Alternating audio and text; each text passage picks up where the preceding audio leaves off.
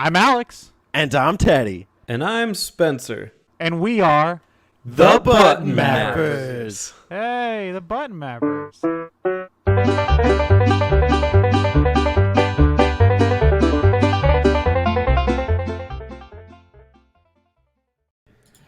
Welcome to our first ever Time Out. Spencer's bullying us. He's putting us in timeout.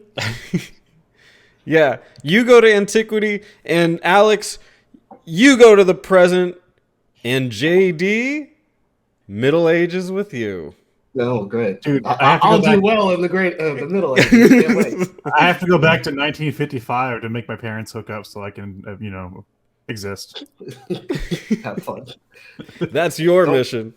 Don't Back to the Future it with your or don't Futurama it either. Yeah. You know, usually we do map outs, but I thought we'd do something special for Spencer Month. I told you guys it was about time, and guess what it is? Because we're playing Chrono Trigger. Bandicoot 4, it's about time. Heck yes! The best map out of all time. Here we go. Oh, you played the wrong game. Shit. Shit. No, I played the right game.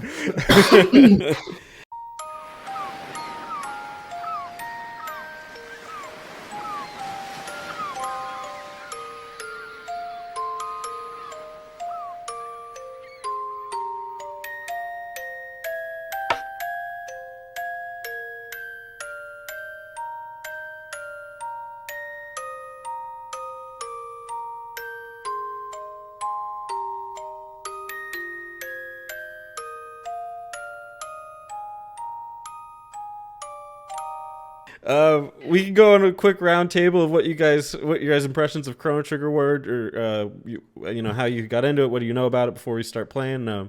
Alex, what were your first impressions of Chrono Trigger? I never played this fucking game before, dude. I don't know. All right, Teddy, what are your impressions of Chrono Trigger? I got it on the DS back in the day. I really liked my 3DS, and I was building up the collection. And of the games I acquired, I tend to finish most of my DS games. Just the portability of it back in the day before the Switch and before I had one made it very accessible for me. And so I liked playing like the Dragon Quest on there. I got a hold of Chrono Trigger. I played through it start to finish, and I didn't think much of it back in the day. I enjoyed it for what it was, but I felt like it was lacking something in the that kind of core narrative experience. But in replaying it this time around, I found a little bit more appreciation for it. So that's in my second playthrough here. That's my experience. JD, guess the show. Oh my god, he's doing that just to piss me off. He's getting at me. I've played Chrono Trigger before, not extensively, but I've played it before when I was younger. I watched my brother beat it multiple times. We were playing the when it was coupled with Final Fantasy 4 on PlayStation 1, so it had the anime cutscenes, and I'm not used to not having anime cutscenes. So I needed Chrono looking like Goku, getting smoked by who, and then also the frog scene is much better. Oh yeah, when it's in the anime format, and the Akira Toriyama said it. So. I like that they put them side by side just to spite you. Yeah, and the funny thing is they have I always thought it was funny, even as a kid. After a frog cuts open the pathway to lead to Magus's castle, Chrono just looks at me and goes, "Yeah, cut that out." You good? I was like, you just witnessed someone alter the world, and you're like, that's all right. What the fuck? Chrono had a decent upbringing. He's like, I'll get the rainbow sword. Let me show this guy what's what. We'll get to that Good one, point. Frog. Yeah, sorry. We'll get Spencer, to that point. What's your experience and impressions of Chrono Trigger? I thought I'd segue for you. I thought you'd never ask. Yeah, let me tell you. This game actually shaped my gaming experience, my gaming life. I used to just play platformers or whatever the hot game was for the kind of entry level. You look at Nintendo and you're like, oh, it's Mario or it's Zelda. I'll play this game. But Chrono Trigger made me look deeper into consoles and try to find give me a good taste for what I would like later. Chrono Trigger is the intro for RPGs to me. I think it should be an intro to RPGs for a lot of people because it's so damn simple. and so damn, it just so speedy, and I think that's what caught me as a kid and made me the gamer I am today. You said it shaped you. What shape? The shape of a big C. I thought you were gonna say a trigger. I'm gonna say an hourglass. Time. I didn't know what you were gonna say. An hourglass. I wouldn't give that one to Alex because an hourglass is actually a genius answer. Thank to you. that. Hourglass Oh, I shape, like it. but also it's time. Man, Very this masculine shape. Yeah. Woo. this map out. We're so far out of my comfort zone. I know. Thank you for doing this, Alex. I know we Here I pushed am. you. We pushed you hard, and Pushed him into the timeout category. yeah. I'm in the corner. Well, are you Don't guys worry, I'm ready to right get? there You guys ready to I'm in my corner. board our epoch or epic, however you want to pronounce it, and head into the future or past? Future. Let's clock in. All right, let's everybody get in. Strap yourselves up. Let's. Oh my God! Just go. Pull the lever. Wait, I have to pee. Hold on. Let me get Oh, out. okay. Hold on. Oh, no. Let's let Alex do that, and then we'll do it again. Just Release pee the across all parachute. the time. Are you done peeing, Alex? Yes. All right. Make sure you strap in. Are you strapped in? Oh yeah. I still see the light that says you haven't strapped in yet. So, okay, I'm strapped in. Okay, there you go. Yeah. We got It's it. still beeping. Yep. Yeah, it's beeping. It's really annoying. All right, you're in. All right, let's pull the lever, and we're gonna travel through time. Except not, because we're going to the present first.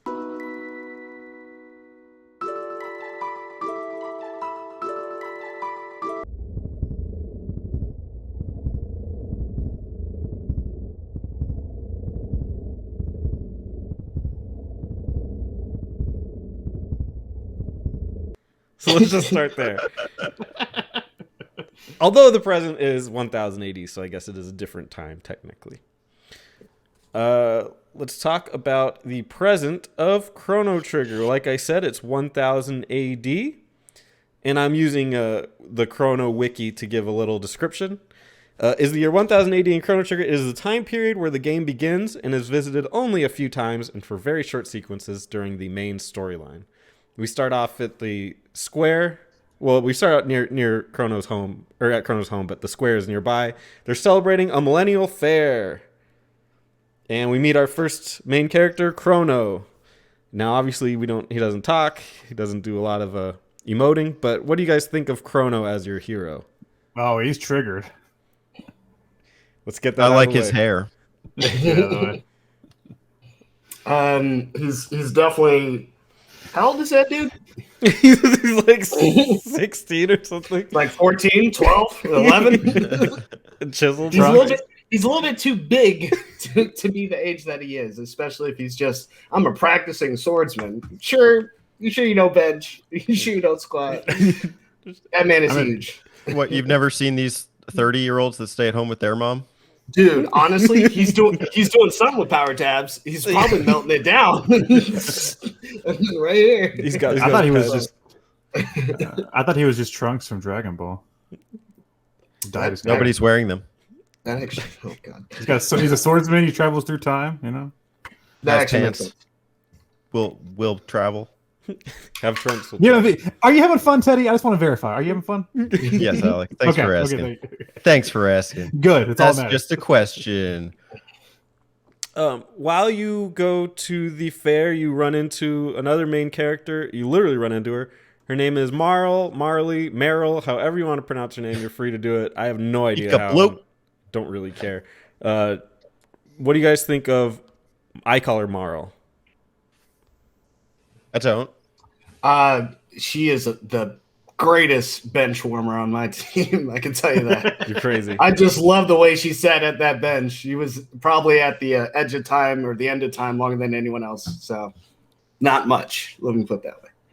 Dude, this girl's a freaking magnet. It's like you can try and walk as slow as you want around her or go around, like, try and like just dash for like the time warp. But whatever direction you go, she's heading for a full-on collision with you. And there goes the pendant. And later this comes back to bite you. Or should I say earlier? This comes back to bite you. Ha ha! Alex, did you use Marl? Yeah. She got a nice ponytail. I like your ponytail. She was my team healer, so that's why I kept her on board. Yeah. Standout hair. I kept her on board too. She has a great move called Haste that you can use later. So you know, one person can have a haste thing, and then you just put haste on the other person. You got a freaking speed team.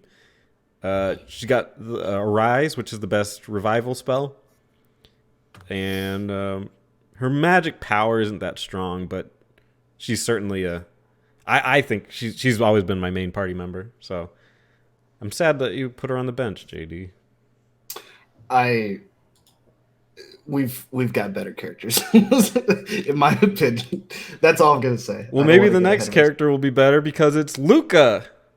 What do you guys think of Luca, our nerd best friend with purple hair? This was my bench warmer. Oh damn. Yeah, I didn't use it.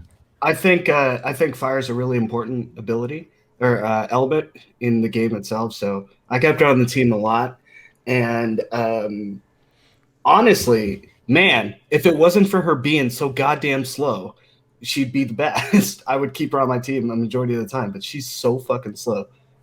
And I wasn't comfortable giving her speed tabs to speed her up. I was like, you're just going to keep getting magic tabs. So, I like Luca as kind of like, I don't know. I like the idea of using a girl with a gun. I think that's pretty cool. Pretty good weapon attack, but I just don't like the lack of any kind of healing spells and how generally weak she is as far as HP and like some stamina. So later I would go ahead and ditch her. But the use of fire is definitely important. But compared to Marl, I really liked having healing, ice, haste, like anything that boosts your status on the field is, you know, essential in this game. So, you know, throughout most of the game, haste was coming in handy. I just didn't get anywhere with Luca that I felt like really gave me what I needed, except for like there was like she had a napalm attack that was pretty good. But yeah, that's about it. Her ultimate move, Flare, if you pair that with the mana reduction item, she has an instant wave clear, especially late game, that she does like over 2,000 damage to all enemies on the screen. I think she's the most overpowered character in the game, besides Chrono, if you get the right items. I was going to say. Chrono is the most overpowered character in the game, no doubt. But Luca is a close second. That Flare is just, especially if you go through like the end game with it, and you're just running through the dungeon, it's all you're doing is casting Flare and then going to the next fight. It's pretty intense. But yeah, I love Luca. That was a main for me as well. So every time I always beat this game, it would always be Chrono, Luca, and Marl. This time I did it slightly differently, and I realized how challenging it was. So we'll get into that. Now let's just talk about 1000 AD. Millennial Fair, we have some notable events. We have the Trial, which is awesome, and probably one of my favorite songs in the game. We have you going to prison, which is kind of cool. And then a couple things in the late game. But other than that, it's pretty tame here in the present. And you guys have standout moments in the present? I actually do like going to prison. You know me. Oh. But, right. Social commentary. Guys, it's social commentary. You can't see the screen, but that's what he's talking about. But no, seriously, I do like going to prison because I think that was probably the first time. I'm used to playing, like, you know, at the time, Final Fantasy 4, Final Fantasy 5, and then 6 was in the anthology, separate anthology.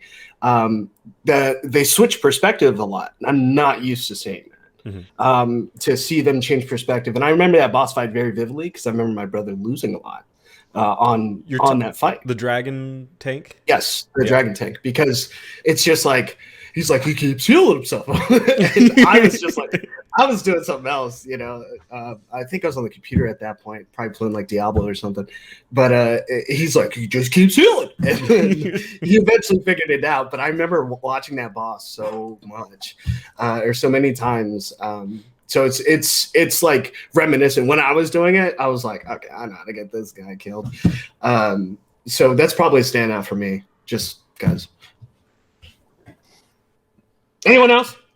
Yeah, I like the Trial a lot. I thought that was a clever way of like using what you did earlier with Marl as like I don't know. I didn't realize the game was going to do something like that, so I actually played through like the first half on my DS, and then decided to play again on my phone because I didn't like the text size on the DS. So the second time, I made the correct choices for the trial. What are the correct choices for the trial? Because you always I don't end up remember in jail anyway. Now, well, no, yeah, but they're more like things are more in your favor during the trial. It's like you didn't try to like drag her along. You you helped her up and whatever else, but so like things are like, oh yeah, I saw him, he helped her, whatever. I mean, you still go to jail regardless. I just thought it was kind of cool that like there is kind of like a different ways you can do that. Dude, it's like getting gaslighted by the entire fucking jury. You didn't pick her up first. You're like, bro, but I did. Eventually picked her up. Oh, you went for the pendant first, but I gave it to her. Like, what the fuck? It's all that shit, dude.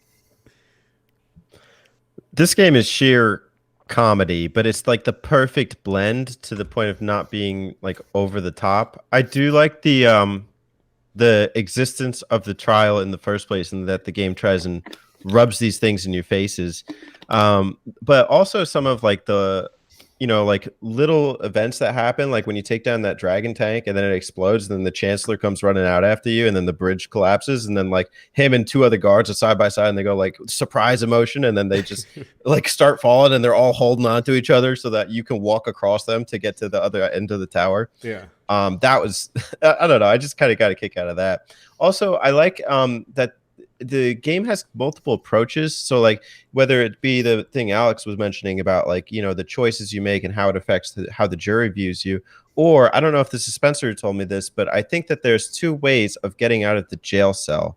Am I mistaken there? I just bang on it. You can sit it out though. You can wait, and then somebody will come retrieve you. Yeah. And I think that's the second approach. Does Luca get you then?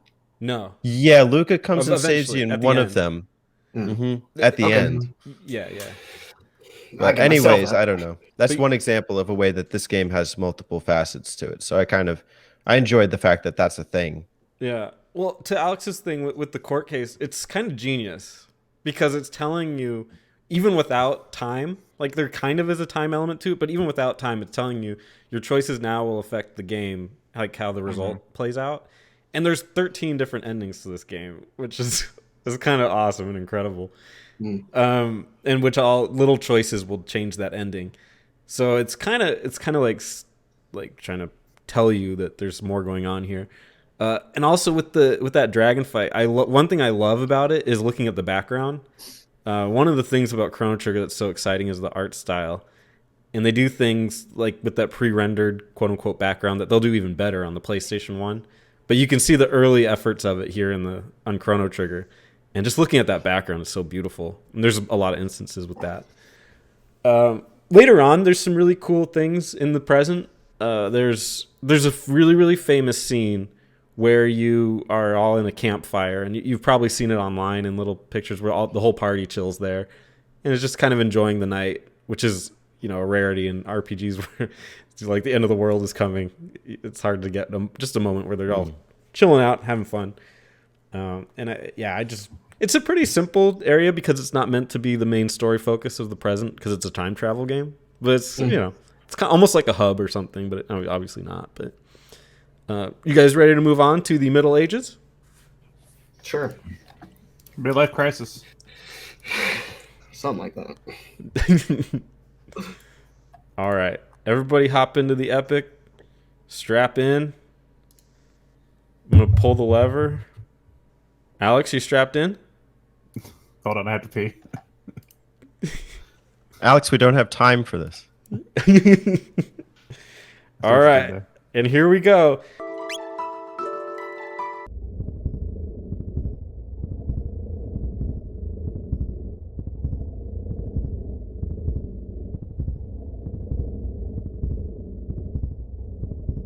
The Middle Ages is the year 600 AD. It is the first period visited. Imagine me reading. Visited by Chrono and his friends. So yeah, you end up in the Middle Ages. Right now, you've got a war between the humans and the mystics going on. You have a very similar looking world, including a castle, the Guardia Castle. You've got Magus's castle over in the distance, and a couple other landmarks. What did you guys think? Before we get into that, we also have another major character. It is Frog. What do you guys think of Frog? Frog's my favorite character in the game. Why is that? He's the best, probably. Yeah. That'd be awesome. Well, I always we played in reverse order. We played Chrono Cross before we played Chrono Trigger. So my brother found out. He's like, "Oh, that must be Glenn," and I always, for the longest, thought it was the same person. Yeah, it's supposed to be. Right, very similar, right? At the very least, just like you wish Guile was Magnus, kind of a thing. But I never considered them the same person as I got older. Mm-hmm. I get there's theories and stuff. So I back then was just like, oh, it's the same guy. That dude's an awesome swordsman. Fucking cool. And I always thought he was just. And again, I'm watching it from the anime standpoint. So when you get the Masamune, it's just like, who else is cooler than this guy? I mean, I was about to spoil it. Other stuff happens. He's pretty much the best swordsman in my eyes. But and I like his backstory too. So, yeah, real Here in Kentucky, chivalrous fellow. yeah. We eat frog legs, so. Oh damn. So therefore, So That's your why- mouth was all watery. Yeah, I You're was "Let me like, see them legs." Oh, let me see them legs, boy. that's why I kept Frog at my party at all times. really? Emergency No. food. I guess it's worth talking about how you get here. So at the Millennial Fair in 1000 AD, Luca's putting on a little display because she's like a tech person, right? She messes with she is an inventor. She invents things with her father. It runs in the family. And so, she's running this little teleport thing, and you can teleport on the other side of the machine. And so she's like, "Go, Chrono, go to my machine. This is so cool." And so you do it, and then Marl sees you, and she's like, "Wow, let me try." And then she tries, and then that creepy music, cues in. Doo-doo, doo-doo, It's very doo-doo. Anyways, and she's back in time, and then you're on a quest to go back in time and go chase after her. So, Yeah. I like this idea of going back in time to try and hunt down Marl, and also kind of some of the confusion that happens when you get to the castle. I think when you go back, she's up there, she's in the top of the castle, but the queen is missing, so she's like a replacement queen. And so a lot of funny things are messed with in time. The game tries to explain to you what happens when you mess with time. If Marl dies in the past, then the queen, or if the queen dies in the past, then Marl will never be in the present. And then it just basically has this whole kind of Back to the Future-esque kind of thing. So Yeah. I kind of like how that's really explored here. Only without Johnny Be Good, so can it really be as good as Back to the Future? Come on, let's be honest. I mean, that is a banger. Yeah. Well, personally, with Frog, he's actually one of my least favorite characters. Oh, fuck you, Spencer! You know what? I don't like Chrono Trigger. I thought it was a bad game. No, but the thing is, I like all the characters. I think they're all great in their own way, which makes it so much different than any other RPG where there's always some throwaways. To me, they're all kind of cool and they all have their place. And I like that in 600 AD, it's the first time in this game, and it happens multiple times, obviously, because you're traveling through time. But the game is trying to actually make a bunch of different little games that you can jump into the world of this game and then play it out. And this would be your typical, old school RPG, Dragon Quest style RPG, where you got a sword and a chosen hero, and he's going on his adventure. And there's little things. Tada accidentally found the hero badge, and so he's the accidental hero. And Frog's like, "What am I doing? Everything is wrong right now. The queen got saved without me. He's just kind of useless and feels pointless." And so I like that his faith in himself gets restored when you kind of bring him the sword, and you're like, "You need this, you do this," and he realizes he is actually the legendary hero. He just need a little kick in the pants, and I think it makes him more interesting. What's your favorite animal? Water Bear. So if you renamed him to Bear, would you like him more? Yeah, I think Water so. bear. Water Bear. H2OB. Come on, water bear. When you get like 5 characters for a name. Yeah. And the big Bear. the big villain here is actually Magus, which is kind of interesting. Because just like in Dragon Quest fashion, you're kind of presented with one enemy, and then they change it as the game progresses. But we'll talk more about Magus later. But do you guys have any stories about Magus's castle? That was a pretty intense area. Yeah, that's again. I think the anime scene does it better, but I still like. I that's my favorite. I forget the name of the song. That is my favorite song in Chrono Trigger. And I didn't get sick of the battle music. That's another thing. But most of the time, by the end of an RPG, I'm like, all right, shut up. No one cares. I would just dread Persona, just hearing they never see a car. Yeah, I just I don't want to hear that. You're crazy. Yeah. It's freaking awesome. I'm sane, first of all. But I think I love the music, and I like the fact Magus is actually the first guy I wiped on. Because I was just like, fuck, man. Because I did not remember the fight at all. Mm-hmm. And going into it, I was like, shit. Because I had, you have to have Frog on your team, but I think I had Marl, and I didn't know how to switch characters then. I was like, how am I supposed to do it? Because it's a little bit different.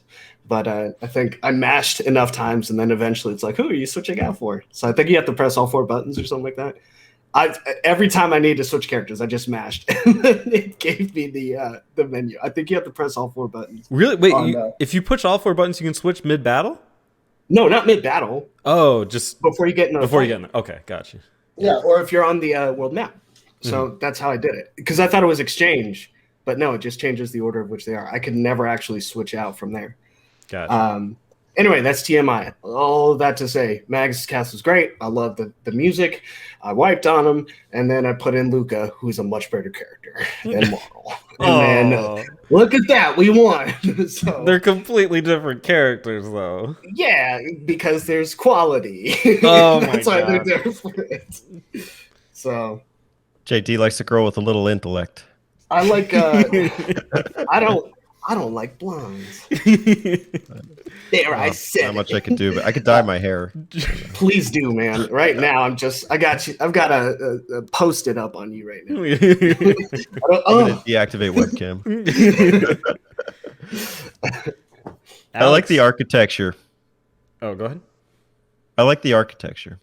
Between first off the chapel in the top left of the world map in 600 AD, and also in Magus's castle. The fact that like there's kind of these deceptive figures in this era is really interesting, because there's a lot of what you think are people. I remember the first time I played this game, I went to the church and like everything seemed to be fine. I was like, huh, okay, maybe I missed something. I go back through the forest for like the 50th time and back up to the castle and realize, okay, nothing here.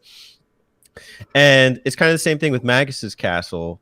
Instead of nuns, you have what are like regular villages or important people in Chrono's life. I think like you see his mother and the queen or something like that. Mm-hmm. And as you talk to them, they're like, don't mess with Magus. But then they all transform into monsters. And then you find out you have to take out 100 monsters in the castle. I don't think you actually have to take out 100, but you have to fight each of the fiend lords. And I think the concept is eerie, and it's well executed in terms of how it looks and how it's told. So I like that. And the Magus battle is a solid one, I would say. And I think it leads to a nice kind of twist in the plot. Oh yeah. Alex, you got Definitely any memories of Magus's castle? Nope. Glorious. There's some additionally great places here at the end game. You can do a side quest. Let me talk about Magus' castle. Okay. I didn't beat him. I didn't beat Magus. Oh, that's okay, man. I am fucking terrible at this combat system, which we haven't really talked about yet. It's like the active battle system. Well, you can choose, can't you? Right? Kinda. Yeah, you can make it wait. Yeah. If you want. I don't know. Well, both versions I selected wait. It still did the active battles. Okay, I've never done wait. but I just assumed. But Like that it sucks. still didn't function like a regular like turn-based RPG. I can confirm that. I tried that on the DS to see if like, that would help Alex, but it didn't actually like stop Yeah. the enemies from executing their commands. I don't even understand what the purpose of wait was. You Yeah, can me slow down either. the animation speed, but it's still kind of weird. So I'm really bad at the combat. I prefer RPGs like a more traditional Final Fantasy that are just more turn-based. And this game kicked my ass, so I did not get past Magus. When you say traditional Final Fantasies, isn't that like only up to was 4 active? I believe so. Wasn't 4 active? Yeah, So look 4 at and it. up was 5 active? I never played 5, I don't know if 5 was. but I know 6 When you was say active. 4, do you mean 2? Okay, don't start. Oh god. Don't start. I mean Chrono. I mean Final Fantasy 13, which is actually 6 over 7's here. ATB. Yeah, they're all 8's ATB. Seven's a little 10 more is not. forgiving. Seven is way more forgiving though. 15 has a than this game car. is. 15 is one with a car. 15 is active then. Wow. Well, one of the interesting things about the Magus battle is that I think this is when you start to see that some of these bosses are not as cut and dry as like just attack. I know with the Tank Lord or the Dragon Tank, it was like you have to take out the regenerating part, but with Magus, it's like he's a gift. He has all of the magical abilities, and you have to like pay attention to what he uses, and you have to time your attacks. And depending who you go into the battle with, it affects the magic you have. Chrono has lightning. Frog has Water. what does he have? Water. Well, he doesn't have water at that point because you can't go back No. yet. Yeah, you don't can. go through the test. You can? You absolutely can, which is Oh, something you tell totally, me more. I think I you had totally done should that, do. yeah. If you I don't, did you're not. screwed. If you do Marl, yeah. she also has ice, which counts as a water, so you have 2 water. But does Robo have magic? No. Nope. No. Well, no, So, yes, he does. It's dark. His attacks are considered dark. But Oh. it's like, Right, but it's what are you going to do? Just keep shooting his lasers out? Yeah, and Magus won't use the dark magic until the second phase of the fight, Mm. and at that point, the whole attack with the same magic thing is done. Yeah. yeah. It's a very Doesn't stop tricky me. fight.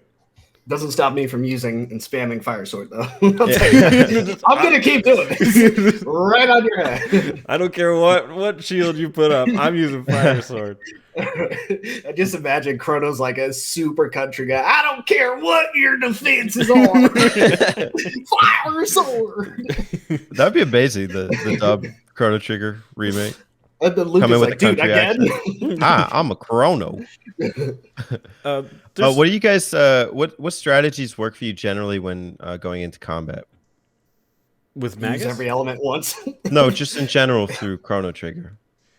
Because I have like a specific strategy that I use with that appeals to the active nature of it. Because I don't know, like how the bar charges up, and then you can select commands for each of your 3 on the party. If 2 or more of your party members have their gauge filled up, and then you press on the command, you can then watch the animation for the attack, and it gives you a little bit of time to pick for the next attack. So like that was one strategy that really benefited me throughout the game, and especially towards the end game. Oh yeah. And that's one of the reasons I like Flare so much. Is Luca took her freaking time.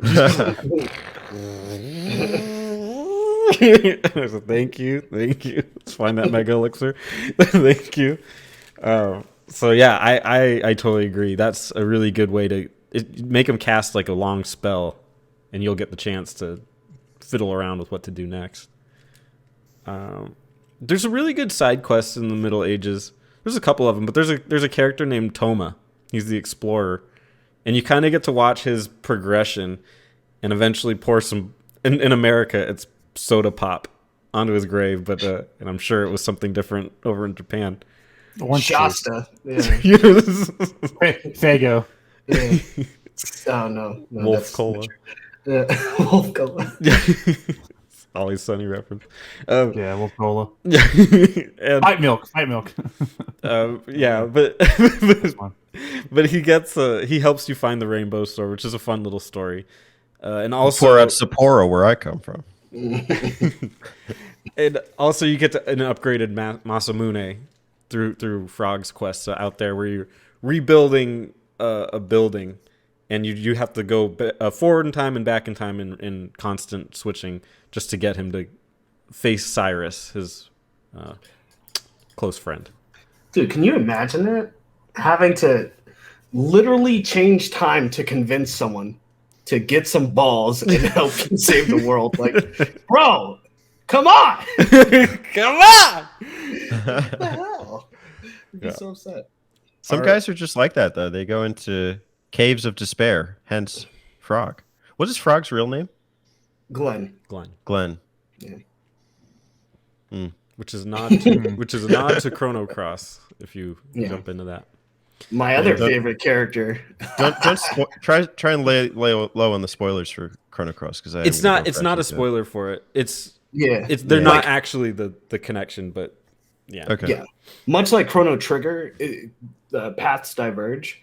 And going one particular way in the story on Chrono Cross will net you Glenn instead of some of the other characters. Yeah. So. But with Chrono Cross there was the original intention of making them more connected, and then they had to sever it. So they're not actually the same guy, which is unfortunate because it would have been awesome. Because man, that's just a lore fucking It'd be such a lore dump, but they had to give up on that. All right. So to get to the next area, we're going back to the present. We're going to have a little court case, and we're going to run away from said court case. And the only way is to go through a random portal to who knows where. Guess what? I know where. Where, Spencer? You want to help me out with that, Alex? Future.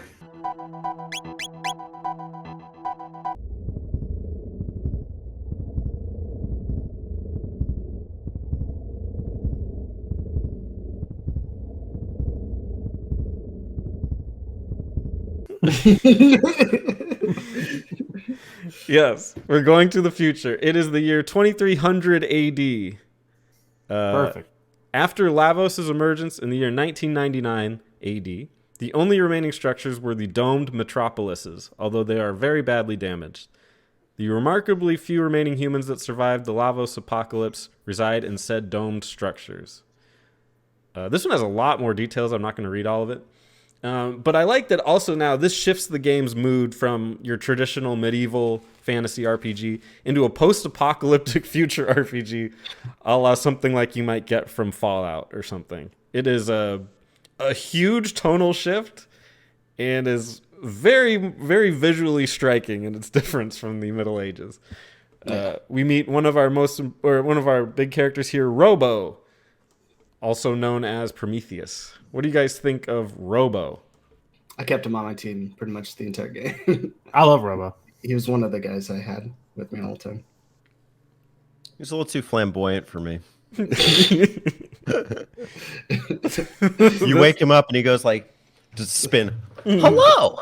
Yeah, That is- it's like a His whole body's blonde. I didn't like blondes, you know. he's a JoJo Right. robot. Yeah, exactly right. I'm shaving my head as we speak. Oh my goodness. Look what you did, JD. Sorry. Don't be sorry, it's getting hot out. So did you guys keep him in your party then? Yeah, I did. Most of the time, I had him in my party. He could cure beam was better than Frog's heal, and also he had for the early game he had the lasers, which worked really well.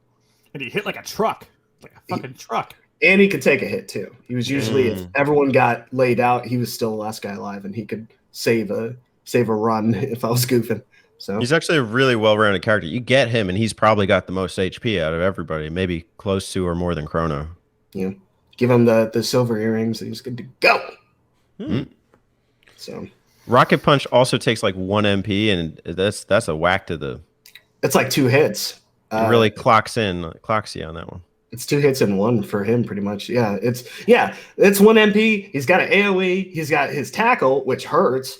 The first triple tech I had was with him and I think Frog, because I was going through Magus's castle with Robo, and you get a Delta Strike, Delta Force, Delta whatever. And I was like, dude, we're doing 1,000 right now. Feeling pretty good. Come here, Ozzy. So, or Flea or Slash, whatever. But still, he's a good character. He's a very good character. Plus, he's a robot. Hard to argue. Me not being into robots so much, like I don't like mechs or anything. He's always been kind of the side character for me, but he has some really great story elements. Back in the Middle Ages, he can help you revive a forest, and he just remains there for 400 years. And if you go there, Pick him up later. yeah, you pick up later, he's absolutely trashed. And it's such like a delightful little story.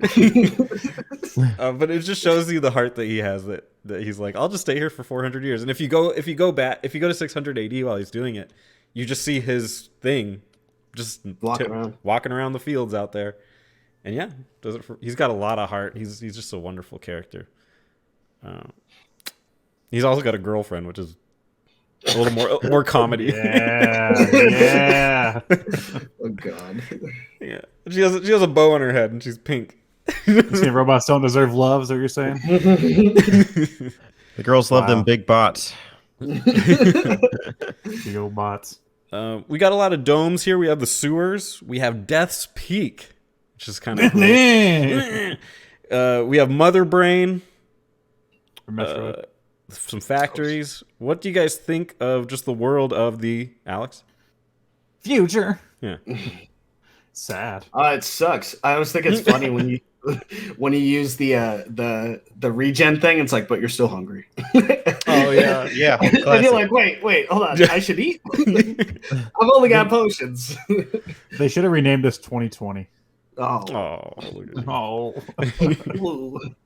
But I also the thing I remember the most from this point, outside of Death's Peak, is the what's it called? Is the race. Because I was like, that's Prince. That's got to be Prince. And then when you race him, I was just like, so it's just bumper cars. You really just have to beat him at the last point. Yeah. Kind of thing. But I remember watching my brother do that instead of walking through the middle. He's like, I'll just race him. I don't want to fight. I'm like, doesn't that take longer? It's like, no, who cares? It is an annoying fight if you walk through. You have to fight all of those guys. But yeah, I remember the racing a lot. And talk about the background of that. That thing is beautiful. I love the art. Straight F-Zero. Mode 7 at its greatest. Yeah. Yeah, this one is I love it and I hate it. I hate being here. I hate seeing it. I hate the mood. But I love the like subtle storytelling here. These people are depraved, and they're in all the domes. They don't even know that there are other people on other sides of the dome. They haven't seen each other. They don't have water. You find a sapling at one point, and then they're like, "What should we do? Should we eat it?" So there's some cool stuff going on. One thing I didn't like is it's kind of hard to see things because it's so gray. So there's like a sewer in the middle of one of the domes that you have to go down, or it's not the sewers, but it's like a little central sewer area, and so it's easy to miss. But I think mood wise, everything seems to be fit in. Like I remember one part you crawling across the the U-bars on the top of the ceiling, and there's like rats, and like you got to avoid the rats. The rats will steal your stuff. And then you also like get like some playback to like 1999, the end of the world. It's really interesting. They introduce the end boss and like the whole thing you're fighting towards very early in the game. We're not far in. This is the third place you go to, and you start seeing projections of the end of the world. And Marl's like, what is this? Or Luca or someone, and they're like, I can't believe it, that we have to stop this from happening. Let's do it, Chrono. And so you really do get that sense of importance here. Yeah, let's see. I was gonna say I like that. I like the fact that it kind of ups the stakes, but like actively showing you, like, hey, this is what happens whenever you don't win. This is the bad ending, basically. Because it makes it feel like there's a legitimate threat. Like if you lose like, I don't know, if you fight Genova in Final Fantasy VII, you die. It's just like, all right, we're gonna play the same shit that you know.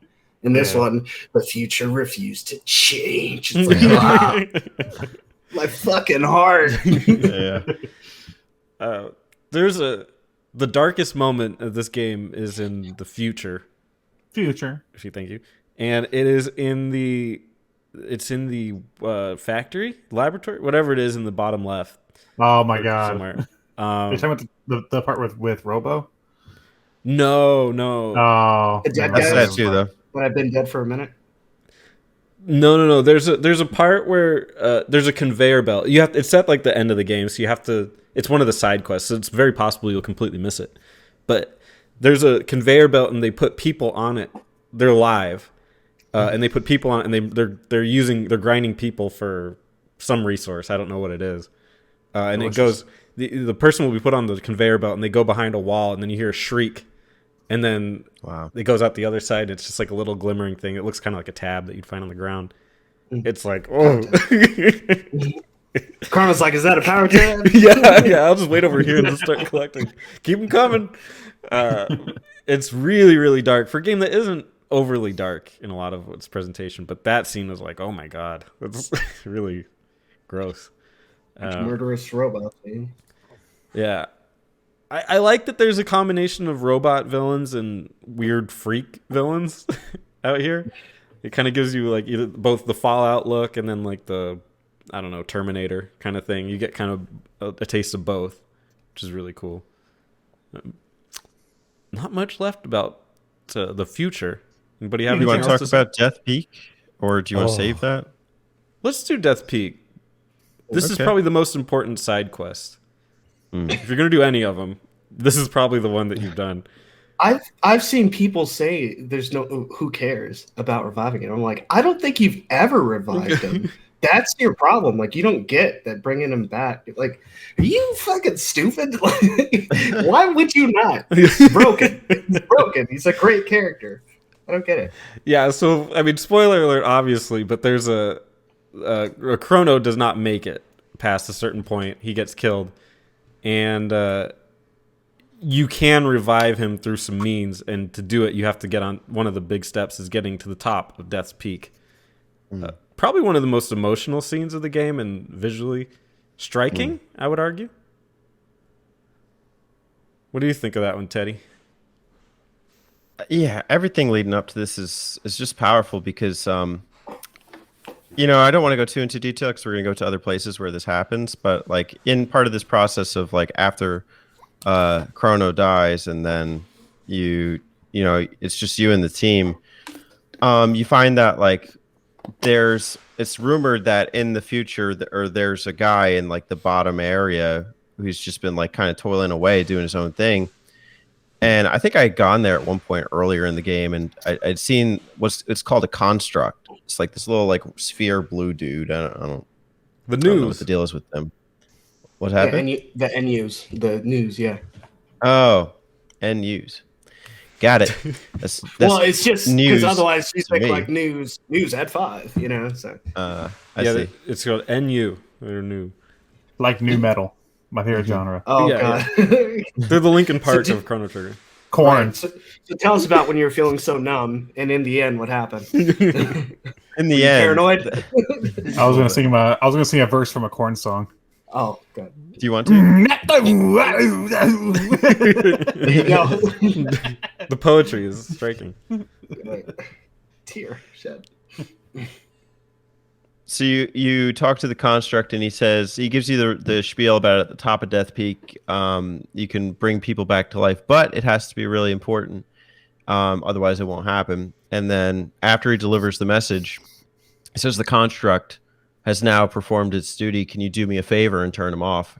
And so it's like it looks human. It looks like maybe not like a human, but it looks like a animate creature. Mm-hmm. And so you're responsible with shutting it off and taking out its life. And so like that to me is interesting in and of itself. And then you ascend the peak and you fight like these mini Lavos spawns.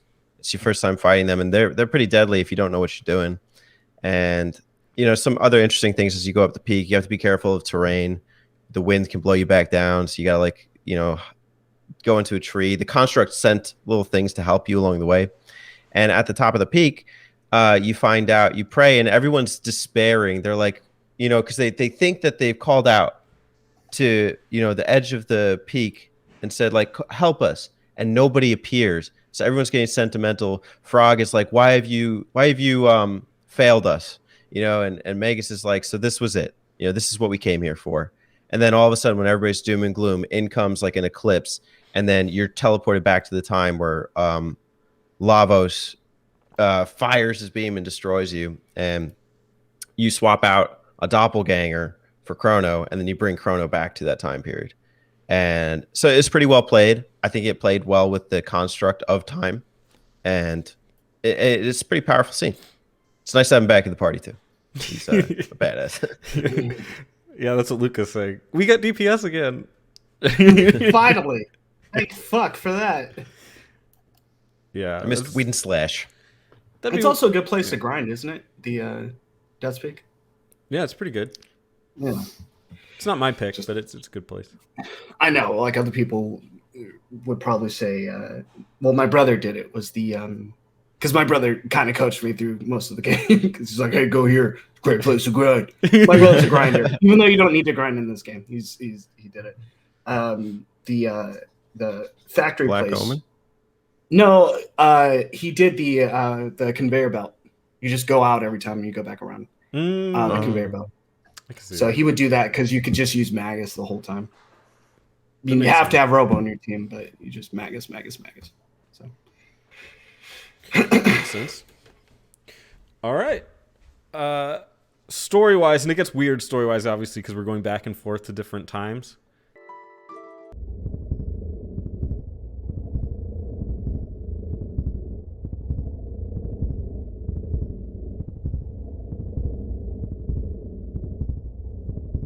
But from here, it's kind of direct. It goes straight to, and I don't need to pull up anything special for this, but the end of time. Not much to say here, but we got a guy there named Jasper, and we got a Specchio, which is kind of weird. And we have a portal to 1999, which is not just a really cool song idea. It's also an actual portal that you can go there and fight lava. So, what do you got? Any memories from the end of time? It's the year the Dreamcast came out, you know. So yeah, and it has that too. I didn't understand the concept of the Mystics until I played this game again, because then it made a little bit more sense to me what was happening. Because I was like, wait, what the fuck? Why are you guys here? Like Melchior and Gaspard and then Balthazar. Yeah. I was like, all right, why are you here? Like when you do the story so far up and then you're like, okay, why is this guy here? Made a little bit more sense to me. I remember getting smoked by Specchio. That was cool. I guess that's fun. That's I fucking gave up great. after a while. I was like, leave him in that room in the end of time. Fuck this kid, you know? So. Yeah. The side missions in the DS version start here if you want to like tame a monster and send them out into the world. It's really weird. Don't do it. Because then you get a whole bunch of items in your inventory, and I remember like later when I needed to like get to my high potions and stuff, I didn't understand inventory management, like, you know, moving items around. And so I had all these useless items like increase your monster's favorability by 5. Why is this in my inventory? And so it was just a waste of my time. Yeah, but it was made for when you could like connect to other people through the DS network, and you can't do that. So there's no real leveling up your monster, but I don't know. Interesting. Strange. Almost pointless. Some might say. Yeah, I want to say if we're talking story-wise, like how the story plays out up until this point, I think the story was very well paced, and then it hits this point where they're just like, now there's a ton of side quests or you can fight lavos, kind of a thing. And I was like, kind of wish it was more peppered in between a little bit more, but it's, you know, it's okay. It just felt like they just blew their load at the end, and they're just like, go do all this other stuff too if you want. And I was like, whatever. I'll counter. It was you on kind that. of confusing just where to go, because there's like portals to different time periods, and it's not like introduced in a particularly strong way. It's just like, well, there's a portal for 65,000 BC. Do I go there? And then you go there and it's not right at the time. Because you're supposed to do something else, like get frog or something. I don't remember exactly, but yeah, I know what you mean. I think I did that when I was playing back in the day. It's like, oh, there's 65 million BC. There's nothing to do though. And then it's like, I don't know where to go. you think that like when a game gives you a new route, it's like, oh, they want you to go there. No, they don't. You know? They want you to know it's there, but completely ignore it, which is kind of a weird, a weird bit of gameplay creation that might be a mistake. Alex, any memories from the end of time? Running around that room clockwise on my phone was a fucking nightmare. Oh, I can Oh, I only can imagine. 'Cause I was playing on my phone and I have to use a D-pad on a touchscreen, and Jesus Christ, I had to do that part like 7 times before I actually got it. 2 hours later. JD, yeah, I see what you mean by the load of side quests at the end, and it's just like, you want to do this, or this, and it's just kind of like, oh, okay, I guess I just do one. I kind of like it because to me it splits the game up into 2 chapters. One that's more of your traditional story, and then one that's like, let's just go enjoy the characters for a while before we end the game. But I could totally see how you'd be like, you could have just put this in the narrative somehow and made it work. It reminds me of Mass Effect 2, sort of. Like Mass Effect 2, I don't think everyone's main mission was at the end, or maybe it was. You just had to make sure everyone got along, and then by the end of the game, it just had to be like, all right, you do this mission, romance this person, and then the rest of the people just make sure they're cool with you. All right, now let's go do the suicide mission, kind of a thing. And it was just like, you could have done that differently, I feel. Maybe like pepper it throughout the story. It's still one of my favorite games of all the time, but still could have been done a little bit differently. And that's not to detract from Chrono Trigger. Mm-hmm. Chrono Trigger's pacing wise is probably like one of my favorite stories because of how much things keep happening to where it's like I'm still invested. Like obviously the peak for me is Magus' Castle. Let's be honest. But like even doing this stuff where you're climbing up the chain and you have to fight Giga Gaia and all that stuff or whatever, I was like, damn, what are we doing here? This is cool. This is crazy. I know I'm getting ahead of myself, but all that stuff, pacing wise, is like super cool. So when they finally just splurge at the end, most of the side stories are actually really good. I don't care for every single person's, but like Lucas was really good. I liked Robo's, even though it's a little weird. He's getting it on with another Robo. Marls sucks. Oh, you're crazy. You I are don't crazy. like Marls, man. Marls is phenomenal. Get that Marls girl out of here. Marls has her jumping through cathedral glass. I don't see how you could think that's not cool. That's freaking awesome. I don't know. Reversing time to where your mother wasn't disabled. That's kind of cool. Let's be honest. Let's rebuild a forest. Like all of these things are so much cooler to me story wise than what she did. I was like, who cares? You're getting mad at my dad because he fucking might have sold the rainbow shell or whatever. It's like, come on, dude. Whatever. Oh, you're crazy. You're not sane at all. I guess, yeah. I'm super insane, but yeah, all together, it's a cool part in the story. It's the hub, which is nice. So we've only got 2 more time periods to visit. This one's the next one is the opposite of the future. You're trying to, in speaking, we've spoken a lot about fighting Magus here. But in fighting Magus, you need to build the Masamune. Unfortunately, it requires a red rock. And the only place to get the red rock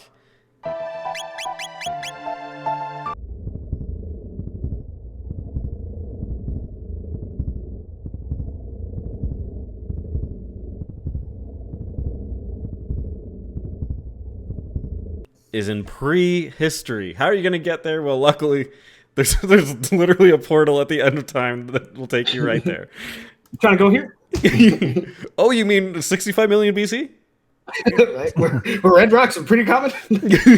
Might be able to do something about that. Yeah, great. I could have just gone to the beach. Red rockin', yum. It is the year. It is the year 65 million BC. It is the furthest back in time that the party can reach during their adventure, unless one counts the end of time. Shut up on here. It is also the era in which Lavos first descends to the planet's surface. We also meet our next party member, Ayla. Ayla? Yeah. Ayla? Whatever you want to I do call her. Isla. Ayla. All right. What do you guys think of Ayla? She's my other mainstay character. Seriously? Well, when you get Falcon Drive or Falcon whatever, that is really OP for when you get it. Like I can't tell you how many times. That's how you beat certain people very easily. If they have maybe 2 hands and a head, and they're on top of a mountain, you knock out the hands very easily, and then you just keep doing it to the head until the hands come back, and then you do it to the head again. It's easy. So. I don't know. I like her as a character. I didn't think I would. I thought she'd be a bench warmer, but she does a lot of good stuff for my team. She is another beast. Like Robo, she's a tank. She's got HP. She hits hard. You don't even have to equip her with an item, which I wanted to. Like I wanted to give her a nice weapon, but like you can't because she just has her fists. But they are hard hitting fists. She does some serious damage to people. She picks them up. She throws them. She picks up your party members, throws them at them. Are you talking about the boulder toss move? Boulder toss. That has one of the most interesting mechanics in the game. Did you know that it does more damage based on how much the target weighs? Wow. Did not know that. So there must be a weight stat for every character in the game. That's stupid. It's kind of goofy, kind of silly. Yeah. Pokemon does Pick that up too. Lavos. Yeah, I pick forget up what movie it Lavos. is. That's what it Oh, was. low kick in what you mean. Pokemon does the same thing. Oh, okay. That's interesting. But she's a good character. I just wish she had a bit more English. I don't know. I think it's funny. I like how she like crawls everywhere on all fours. Yeah, Yeah. she's like a cat, like a kitty cat. cool. Not civilized at all. What? JD's A beast. sipping on his cognac. He's just like Yeah, just uncivilized. He doesn't like blondes, so she's out. Well, I mean, you say that, but I had a blonde robot on my team, and I had a blonde barbarian, so we're doing pretty good, man. I didn't notice Robo's locks. It's, I mean, no comment. Did you put locks on Robo? Did you give him a wig? Roblox? Yes, I did put Roblox on. You put Roblox on your Roblox. Yeah. Cool. Alex, any thoughts about Isla? She takes Girls Gone Wild to a whole new level. Damn. Whoa. If this was a PlayStation 5 game and they rendered her, there'd be jiggle physics. Oh my Jizzle God. physics. Jizzle physics. I mean, there would. Oh, Let's not kid ourselves. Too far off there. Yeah, and you'd be like, "Oh my god, That's like an AO rating. get her off my team, please." I'm distracted. I can't even focus on the bus. Yeah, she she's almost always my first, like the number one bench warmer for me. So I decided to put her on my main squad on this go round. I would not do it again, but she does hit very hard, and that's cool. She's faster than Chrono too. Yeah. Oh, she's immediate. She's crazy. You said that she doesn't have an item, which is true almost. What's interesting is that around level 96, if you want to grind that much, she actually does get an item, the Bronze Fist, which makes her do 9,999 damage on crits. Which I don't. If you're at that point of the game that you've grinded her to that high, I don't know why that matters. But You can win at level 50. So yeah. pointless. Well, it's a new game plus mechanic, so you can do some of the other endings with it. But yikes! I don't know if it's worth it. So she's a cool character, but she doesn't. She probably has the least amount of story, which is disappointing. I mean, dude, I want to fuck. What's his name? Kino. Dino. Whatever. Kino. I want to Kino. Kino. Yeah. I want to fuck Kinesthetic over here, but I gotta save the human race first. And then I'm gonna, Kino, no worry. You number one man. Yeah, she's like you a lot. Like Chrono a lot too. I was like, okay, all right. Chrono's got enough girls on him right now. Jeez. Yeah, he's a popular boy.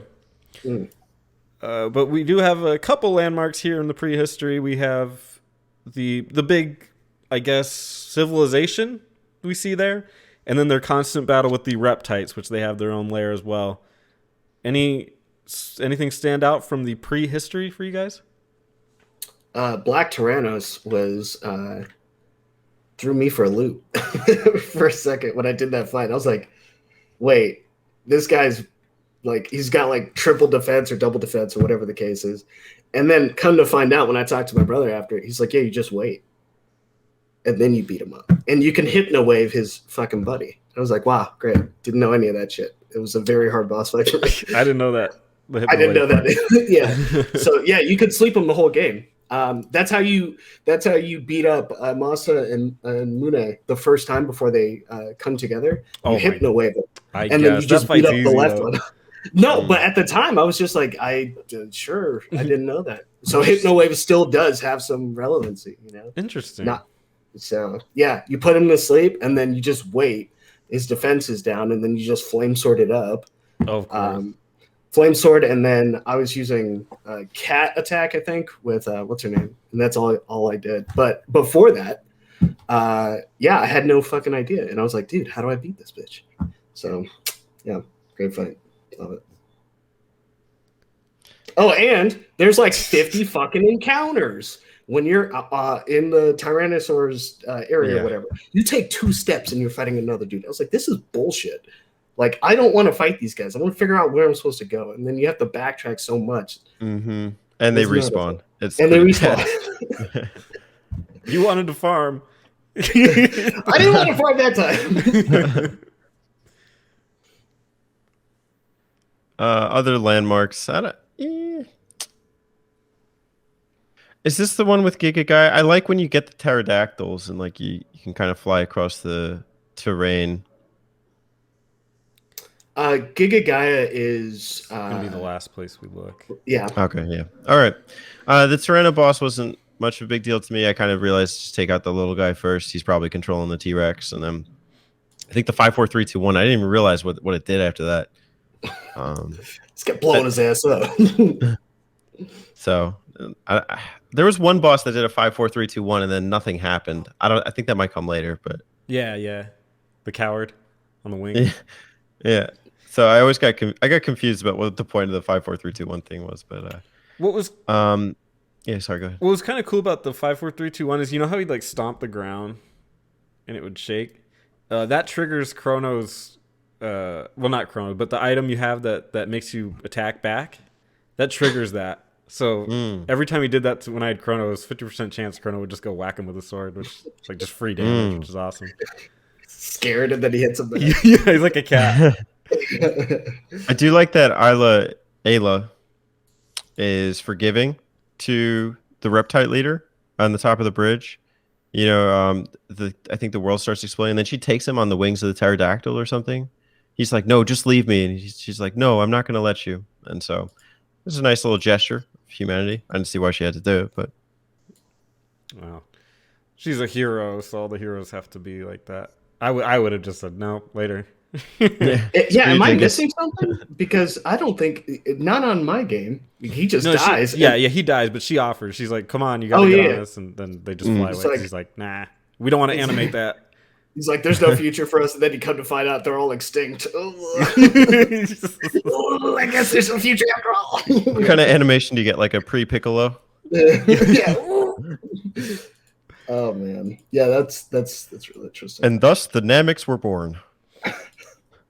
Well, apparently one of the endings, if depending on when you do certain things, they become the predominant race. It's just like, fuck these guys. Let lava smoke these fools, man. I don't care. Alex, you get anything from prehistory? Oog. Ooga booga. Ooga booga. Did you win the drinking contest? You had to, but yeah. That shit. I think that's Alex also put him down in the Japanese version. Obviously, that was also liquor, I believe. So I thought it was, and here it was grapefruit LaCroix. I thought you said soup. I was like, oh man, they got the munchies. They're all really thirsty. They just trying to eat. Yeah, it's cool. Here, Lavos shows up in a pretty cool scene, and he's La means big, and Vos means fire. So he's a big fire. So Isla technically named him, or at least their people did. And somehow that carried on throughout the years. Maybe it was written in some inscriptions or something. I'm not sure how they carried that over, but pretty cool. Yeah, there's not a lot going on in the prehistory. I kind of wish there was more of a. There could be more going on here that would be fun to explore, but they don't seem to care, which is We're just fine. All right, you guys ready for the last little bit? Absolutely. All right. Eventually, we're going to beat Magus. And eventually, we're going to go to the prehistory through beating him. And then, when Lavos' big hole in the ground is explored, we find a portal to... Gotta explore his hole. Or the boy's hole. Can you find the hole? The boy's Very soul. good. Boy, yeah. We go to antiquity.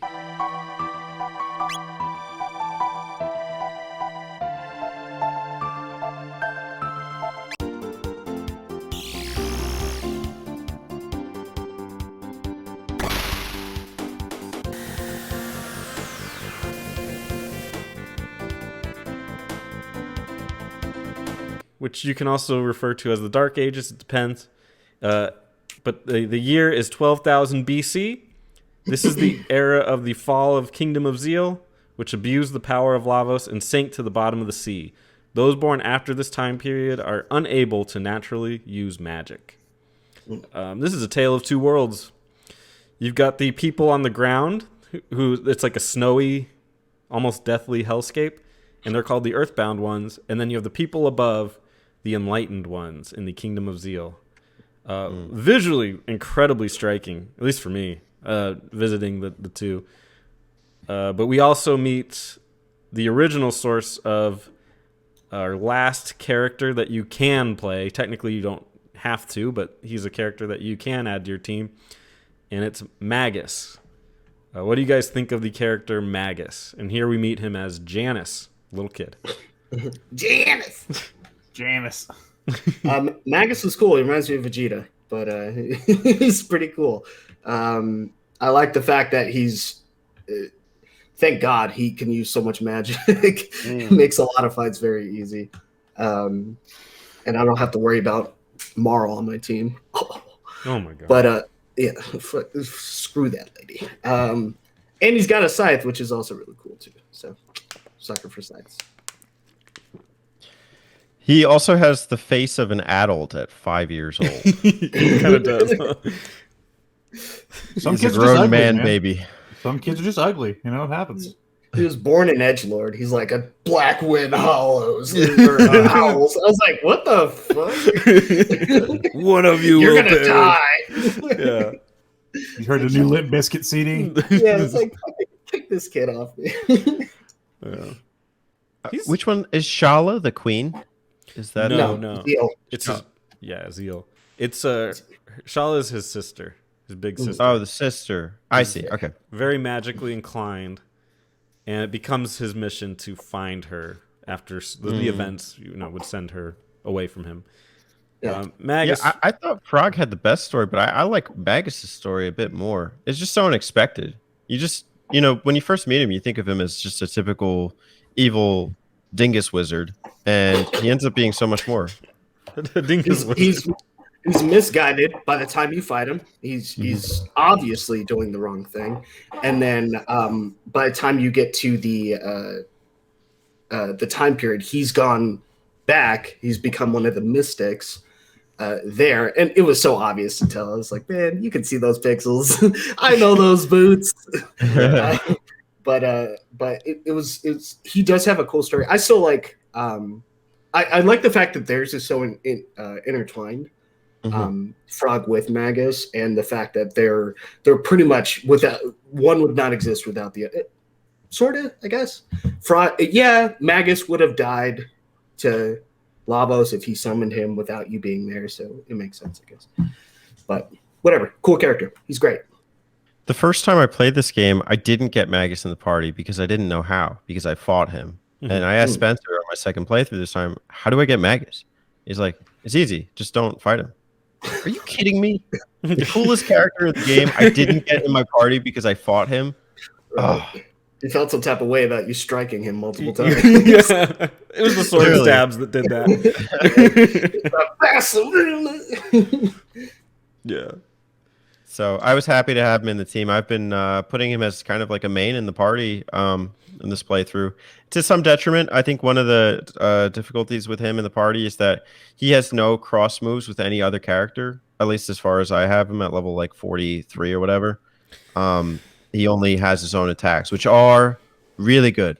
His dark magic is awesome. He has lightning, fire, and ice, and he has a magic defense booster that he can use individually on every character. He's also got this like black hole thing to send enemies into a portal and make them disappear off the screen. What I love about that is, if you know, like in Pokemon or games like that where you do one-hit kills, it's like they work like 10% of the time. This just works. It's great. With him, So, you it's really can rewarding. get triple text. But they're so dumb to use because it takes up your item slot. You have to use gemstones, and it'll unlock triple text with people. But it's like I could either like increase his magical power by X amount or reduce his mana consumption, or I can get a triple tech that I'll use like occasionally. And that is, in fact, the best way to use his item slot. He actually comes with Shala's immunity, which prevents status ailments, and so that's super useful coming up. Explains the lore reasoning why he's able to take what Lavos initially dishes out at him too, which is kind of cool. I like that. Yeah, he's one of the most interesting characters in the game. He's got so much like outside perspective on him. There's a lot of people that when they think of Chrono Trigger, that he's actually one of the first characters they think of is how cool Magus is, or how that fight against Magus, how difficult it was. And yeah, I think him summoning Magus. Ironically, you think he's trying to end the world. He's almost doing the exact opposite, but you don't know that because you haven't learned it yet. But yeah, seeing him go back and forth through time and eventually chasing Scala is very, very interesting. And I wish I had more time with him, but I didn't like to use him because I just felt he was so disconnected with the party. It's cool to have him. He was like the edgy guy in the corner, but that was about it for me. Definitely deserves his own game, which they'll never do. But They were supposed to, right? That was canceled. not to my Something knowledge. like that? Well, I thought that was Matt- Radical Dreamers or something like that was supposed to be. yeah, Magus he's Party? off in that, but that's basically, I don't know. Not That might canon? be a story for another day. Nah. Yeah. Okay. What do you guys think of the Zeal? And I usually think of just the tower or the floating islands, but also we can talk about the Earthbound ones. So what do you guys think of this world in 1200 BC? I like the chains leading up to the tower. It gives me, I don't know why, but it reminds me a lot of, what's it called? Camelot. Golden Sun? Golden Sun. I get Golden Sun vibes. Mario at Golf? that- yeah, that's the A one. little late there. It reminds me a lot of Golden Sun for some weird reason, and I haven't played that game in forever, or those games in forever. But I feel like the trudge of starting a new like dungeon and having to deal with all the puzzles was what I was expecting. What I ended up getting was just a boss at the top, but still, it was very much like I don't know. Like I felt like the game was in its groove at that point, and I was invested. And I did not expect to get invested. I'm not gonna lie to you. No offense, Vince. I did not expect to get invested in the game. I was just like, whatever. And then there was like a point where I was playing, and I remember this part, and then the part with in Magus's castle. I was like, am I having fun? And going up and fighting the boss is really cool too. So, but yeah, that's the part I remember more than anything else in that game, because it's just a really cool visual climbing up all these chains to get to the top and stuff. At the time of beating this, I had played through Dragon Quest IV, which has the Kingdom of Zenithia. So this is a very like RPG trope, like that castle in the sky kind of place with like a lot of educated citizens and like kind of the upper echelon of society, and like they're dressed in robes and everything. And I really did like the visual appeal and kind of just scaling the different parts. It was weird having to like teleport down and back up and back down to get through it. Arguably one of my favorite song or soundtracks in the game. It's just like the background music while you're walking through Zeal, and it's just in contrast to the like the snowy terrain underneath. It's just so plain and dull, especially when you think about prehistory. Prehistory was more lively than like the ground area here, which is shocking because it wasn't even that developed in the grand scheme. But it makes the kingdom really stand out a lot more. Talking to the people here is really cool. You do talk to that kid who ends up being Janice and saying, one of you is going to die. It's just so ominous compared to everything else that you're reading. Yeah. But I like that you can interact with some of the environs and like the items, like on the desk, like you could press A on a book and then it just starts like emitting fire and a lot of other cool stuff. Did you read about what to do there?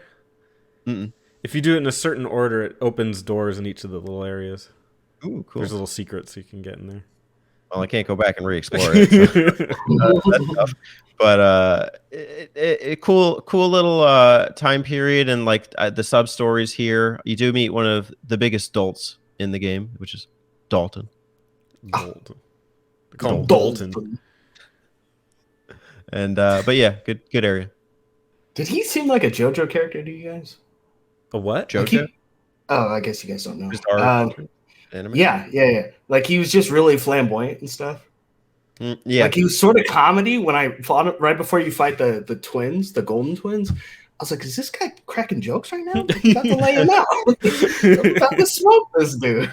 Yeah. I didn't know the golden twins were a boss, so I thought I was gonna fight him, and then he brings those assholes up. But yeah, I was just like, what the hell? Yeah, this is my favorite part of the game, traveling to Zeal. It's just so striking. And actually, I streamed it, and the background is Zeal. You just can't see it because the actual game's covering it, but the whole thing is Zeal. That's the background picture I was using. It's really, really cool to travel in that area and to see. There's a bunch of news there, and one of them teaches you how to scratch its back. I think it's funny. Oh. And these are the people that fix your epic to give it wings and let you fly around on it. That was Dalton. So not so much of a dolt really, since he fixed up your epic, but he certainly was a jokey kind of character. This is where when Chrono dies, your party ends up in and they're like, and they end up in his Blackbird, which is this huge flying vehicle, which is your Metal Gear Solid part of the game where you're just like stealthing around with nothing. Definitely that is such a jarring moment of the game that I really appreciate, because it makes you.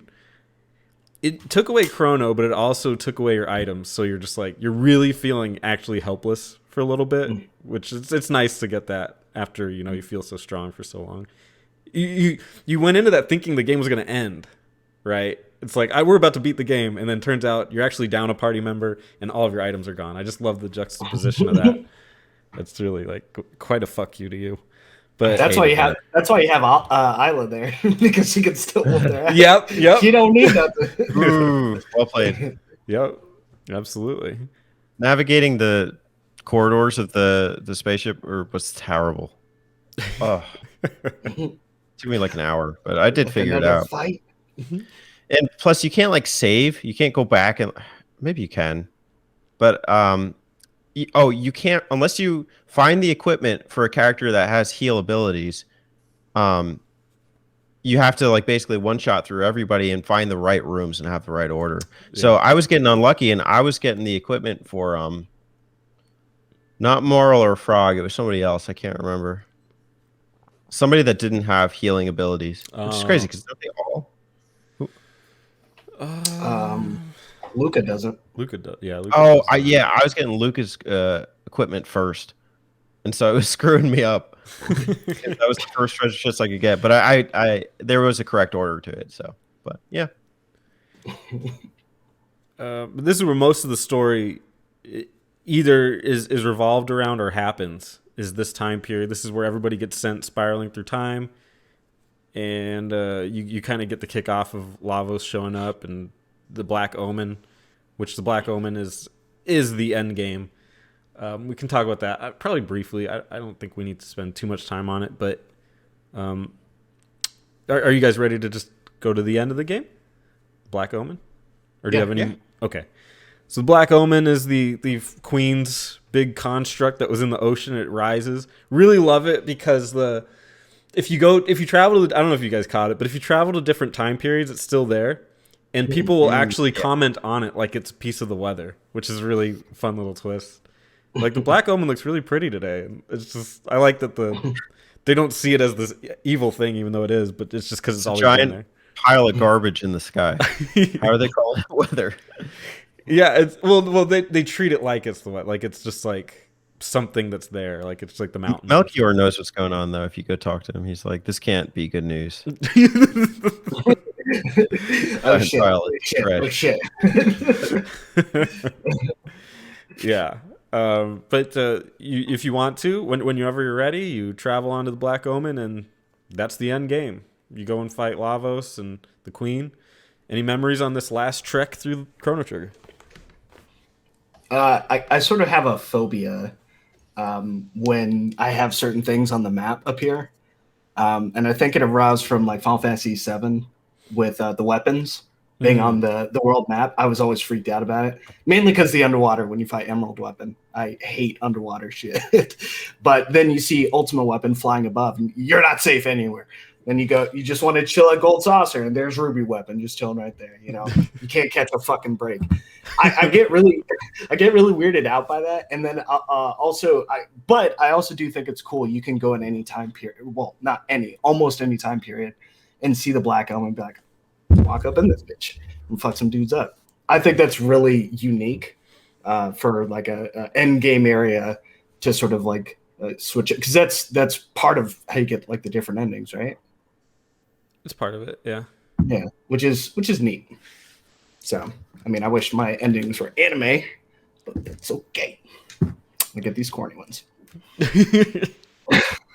I know you say this is like, oh yeah, this is the end of the game, but this thing is massive. Like you really feel like you're in like a huge spaceship. I thought this was like some Star Wars-esque like Death Star. Thing. Yeah, Death Star. There are so many layers to it, and even from the beginning, they're messing with you with these like kind of mini bosses that like have very specific attack patterns, like whether you use magic on them or whatever. So I took that one on a couple times, and then from there, there's even just like little mini monsters that do some serious damage. There's these little bat monsters. They're actually pretty big, like pretty hefty, but they do half attacks. They confuse you, and they do hurricanes. And they were just annihilating my party. After a mini boss that was already really tough, and so I had to kind of finesse it and save and attack them strategically. And at that point, I only had the one status immunity for Magus, and if I didn't have that, there are other parts of this that were really tough. Like you go down the elevator, and those two robots, one looking like the robot from the beginning of the game, where he has to do like an attack challenge. Yeah, Gato. Two of them show up, and all they do is confuse you and drop your HP in half. And so, fortunately, having that status immunity at that point was essential. And then you get like 2 more pieces of equipment that get it, that give you status immunity and are really helpful for the team. But this thing had layers, and it's really cool. And like to get to the end and take on what's the Queen's name? Queen Zeal. Zeal. Take on Queen Zeal. Yeah, I really liked it as far as like kind of an adventure goes. I spent hours here, so it's a lot of grinding. Yeah, really good for the grind, because I probably went from 30 to 45, like just there. Whoa, you were 30? Somewhere 35 maybe. Oh man. Yeah, I was almost I think I was almost 40 leaving what's it called, right before I fought Dalton, right before Chrono died. I think I was 40. So I was grinding away in there, because Falcon Drive or whatever the case is, the room before you go down the elevator, I just kept killing those guys. But I almost goofed up on the Black Omen. I almost killed it or destroyed it out of order, or went out of order through them. And I was like, oh, you're not supposed to, because the game's smart. You're supposed to go like present and then work your way back, instead of, because if you destroy it when it comes up, it doesn't appear later. Right. So I was not using my brain at the time. I don't understand. What's the correct order? So you have to go from its most. So all right, 23 AD. It's already happened. There's no point. So the next available time is like 1,000. present day, I think. Yeah. Yeah. And then you go back. Then it's what, Okay. Middle Ages. Then it's the when Zeal is there. Because Yeah. if you go attack it when after Zeal falls, it's not going to be there in the present day. I see. So, which is really cool for a Yeah. game of that age to have that attention to detail. I was not thinking about that. So in And- my situation, I'm having trouble with the end Lavos boss battle. I was texting Spencer about this earlier and talking with him, but I took out the Black Omen in Antiquity, so I could go back in prehistory and kind of grind my way through that. It didn't exist in prehistory. Yeah. Ah, son of a.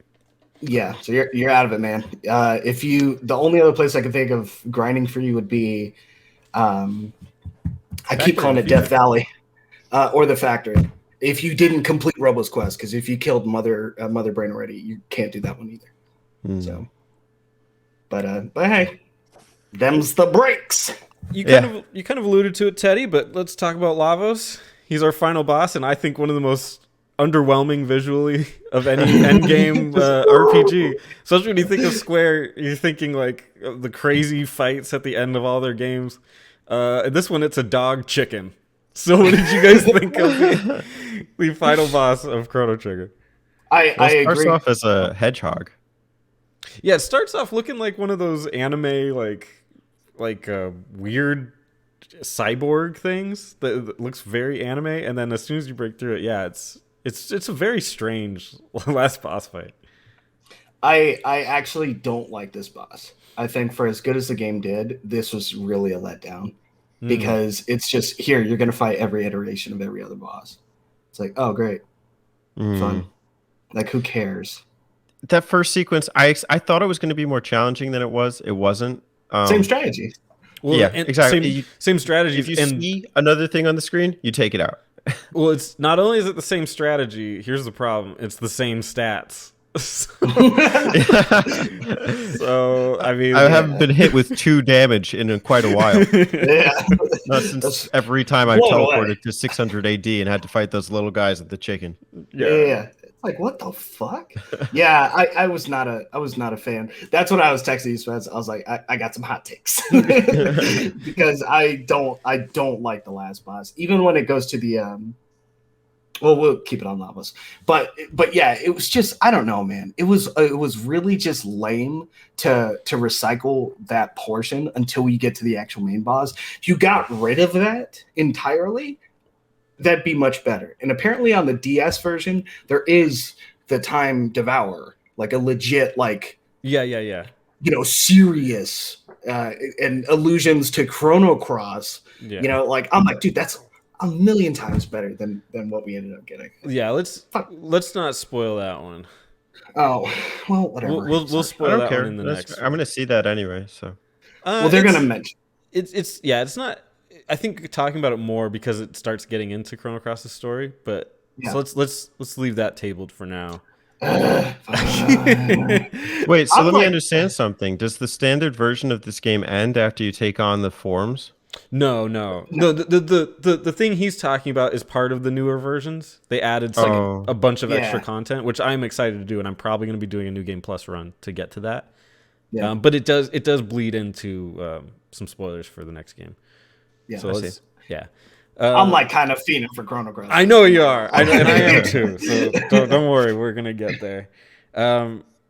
Yeah, you know what's funny is there's a way in Chrono Trigger to if you go straight to the future with Epic, you have the ability to crash into Lavos' shell and break it, and then you skip all that and you just start fighting Lavos, which is such an awesome way to handle the game. That's New Game Plus bravery though, so that ain't gonna be. I don't think. Break it! I want the smoke, lava. Break it. It's great, man. But yeah, I think the outside part is just boring, and I think they must have felt obligated to do that for some reason. But it's terrible. I don't know why they bothered with that. Really, when I don't even think about it, I'm always like, oh yeah, I have to do this stupid thing, and then I go to the actual boss fight, which is those 2 versions. What do you guys think of those? Specifically, I'm interested in the second one because that's the first one's kind of like whatever, but the second one is interesting. So part of me is like, again, I think the initial part of the fight ruined my whole interpretation or my expectations and enjoyment of the whole fight. So I was already thinking negative. I was like, this is stupid. This is stupid.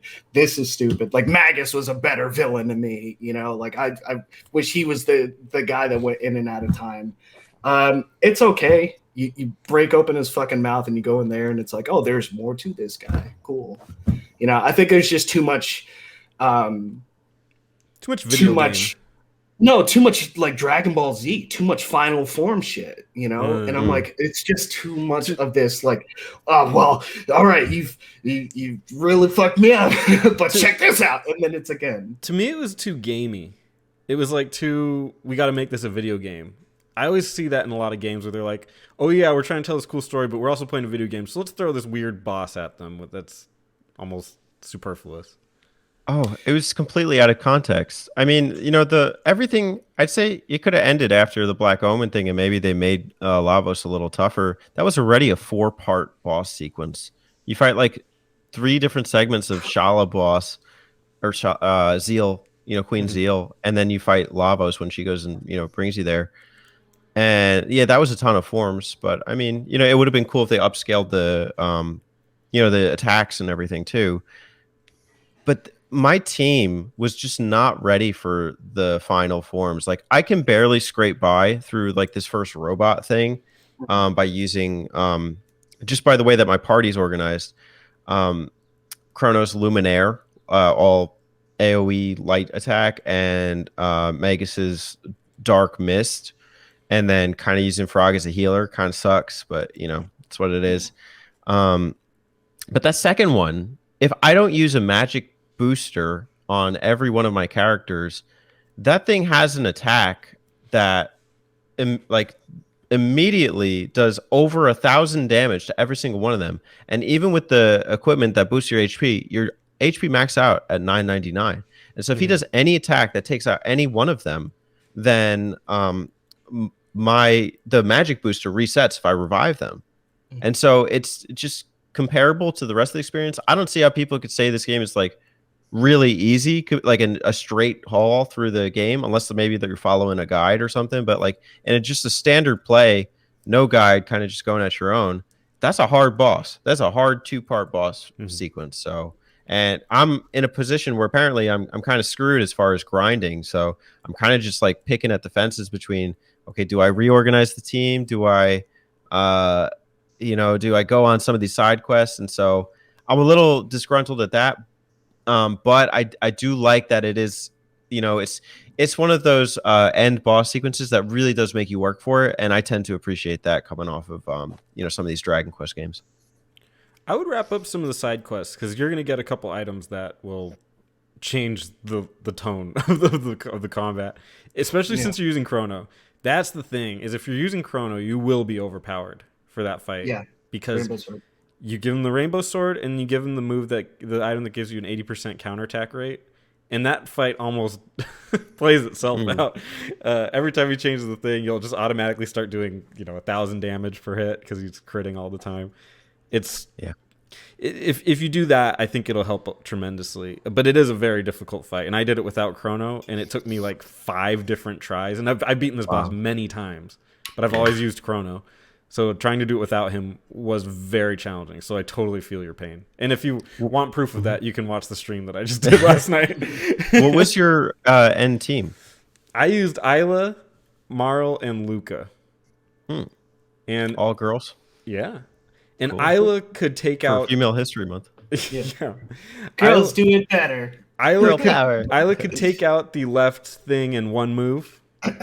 And so I just had her constantly recycling that. And then the girls were spamming AoEs. And then rinse and repeat until that thing just stopped moving. So that was my strat. JD, what was your team? At Robo. Robo, Chrono, Isla. Because Robo and Isla can slow. And that slows, it stops or eliminates counterattacks. Ooh. So when the what's called twins, the Golden Twins, for instance, they always counter after every attack. If you can slow them, they don't counter, and you can keep doing Falcon and killing them. Does the end boss counter? I believe he does, right? I don't think the end boss does, If but you it kill him, might when you do AoEs. Am I mixing them? No, if you kill one of them, right? It might when you do AoEs. I'm not sure, but I didn't think it does. Oh. I know that you Yeah, can't do slow. magic damage to the left one because it'll just heal it. Yeah, slow Falcon Drive. Falcon Drive works. Yeah, Falcon Drive. You I just used it once. think I was about like, it. this is great. You want some more? You want some more? That's all I think. Yeah. But yeah, no, Robo, because the heal is better. Robo is I love Frog. I even named him. Wait, I didn't on this game. On my tablet, I named him Glenn. But I love the character. Yeah, right. I love the character. I will never put him on my end game team. Yeah. The only time I put him on there is Lavos. He's switching to Magus. All right, let's bring my boy in here. Let me lower this guy's magic defense and try and one shot him. That's it. Like, whatever. Is there any story benefit to playing with a different team arrangement? No. Just challenge, I guess, depending on what team you have. Yeah. It's just Survivor who you bring to the end. No, because they're all there at the end. So it just the only thing that changes the ending is the actions you've chosen. Like if you chose to keep Magus, if you chose to bring back Chrono, stuff like that. I see. So maybe I'll stop getting so caught up on going with Frog and Magus. Or Glenn and Janice. Yeah. Don't misname them. All right, and that's Chrono Trigger. We've saved time. We're all having a good time. But your mom ends It's a up great time. losing the cat in the future. So there you go. Oh. Bummer. All Stop on right. that big. Well, thank you guys so Sacrifice much for joining me on this Chrono Trigger journey. I'm happy to be here. Thank you. Oh, All Hey, chronoed out. All chronoed out. First thing I said in like the last 30 minutes. You are guys we have- out of timeout now? Yeah, you're out of timeout. Hot What did take- you learn from your timeout experience? Hot take, Spencer. I'm not going to beat this game. This game did nothing for me. Okay, Damn. that's okay. It's an RPG. It wasn't my jam. I'm sorry. I failed you. On to Chrono Cross. Ah, man. I would like to put in my retirement. Oh. Yeah. Gonna pay taxes. Go pay taxes on that retirement. Gotta wait till you're 62. All right. So thank you guys so much. What is your final experience with Chrono Trigger like? Are you thumbs up? We know what Alex's opinion is. You guys thumbs up, thumbs down? Okay, and to be clear, I don't think it's a bad game. It just didn't do anything for me personally. Oh, that's fine. Yeah. I mean, yeah, it's. I don't think anything we say can sully the legacy of the game. like it's a bad game. I don't think that's gonna be win. But it's really It's just an uphill battle. what's your opinion? That's what I want to know. I don't see myself playing the game again. Personally, it's not for a bad reason, whatever the case is. I don't tend to play RPGs again. Exceptions are generally Western RPGs, like Star Wars. I'll usually do like once a year. I'll play the Old Republic, but I would definitely, like, if I had a kid, I'd be like, you got to learn some shit. And I'd put that on them. Let me teach you struggle. ATB on, gaming speed maxed out. Like, you better be thinking, kid. You better watch out. But I think that would probably be my next interaction with the game is imparting my experience and just sort of the fun I had onto someone else, because I think I've already been spoiled. I've played other games that were also very good experiences. So to go back is like, it's not like it's taking away. It is a product of its time, but you can also appreciate, why it's good, because there's a level of attention to detail. There's things that sort of transcend the sort of age of the game. And it's smart enough to teach you things like what you mentioned about the fact that your actions have consequences. You find that very early on, and it's not even talking about time. So just, put that on every element of the game as you're going through the game, and then the story will start to make a little more sense, kind of a thing. So. As for me, I have a newfound respect for it. Especially, we did the Dragon Quest 1 through 3, Spencer, and Dragon Quest 3 is arguably the best at storytelling for those three. and still leaves a lot to be desired. A lot of the things were not particularly well developed, but interesting ideas. Mhm. And I feel like Chrono Trigger, with the writing, is really just more well connected, and you have some amazing characters and really memorable ones.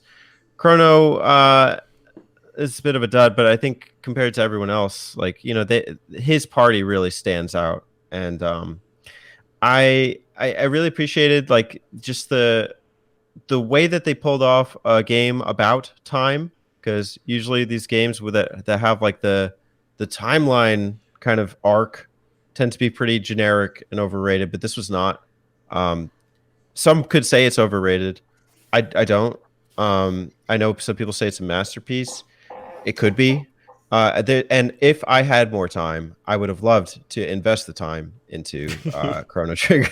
Say time one more time. You did it for me.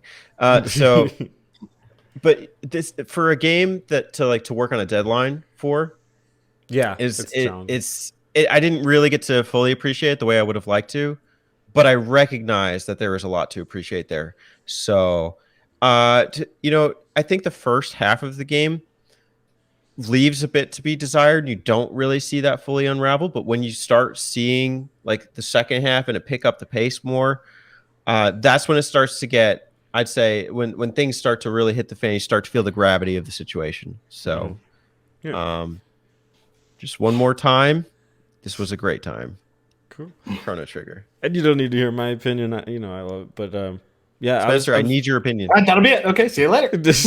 It's a great game. It's my favorite. Thanks. Like and subscribe. Like and subscribe. Check us out on Discord. Do the Dude, we're podcast. joking. Just talk about it. God. No, I don't need to talk about it. It's everyone. I've talked about it before. It's to me, it's the most perfect game, especially considering it's a product of its time. Like JD said, but I don't think you could make a better game with the tools that you have, or at least I haven't seen it. It's just paced like perfectly. Like there's never a moment where you're just like, oh my god, I gotta do this. Oh, maybe there is to some people, but to me, everything seemed to have a purpose and flowed really well, and just went from one great scene to the next. So I loved this game, and that's all I need to say about it. I'm just gushing. So thanks for joining, and we'll see you guys on next time. This is the end of Spencer month, so it's a little bittersweet. Finally, we're free. But next month will be super exciting, and I can't wait for it. But thank you, everybody, and thank you guys for joining. We'll see you guys on the next Game Talk. Next time. On Dragon Ball Z. Button Ball Z. Button. Hey y'all, don't forget to subscribe to them button mappers.